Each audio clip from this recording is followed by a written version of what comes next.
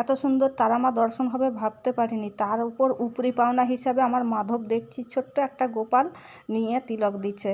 ওকে প্রণাম না করলে হয়, তাই প্রণাম করলাম, মেয়েকে তিলক করালাম। এবার হচ্ছে বাড়ি যাওয়ার পালা। কিন্তু ফেমাস একজনের ছবি তুলেছি, তোমাদেরকে দেখাচ্ছি। এনার সাথে যে দেখা হবে আমি স্বপ্নেও কল্পনা করতে পারিনি। ধন্যবাদ তারামা, ধন্যবাদ সবাইকে।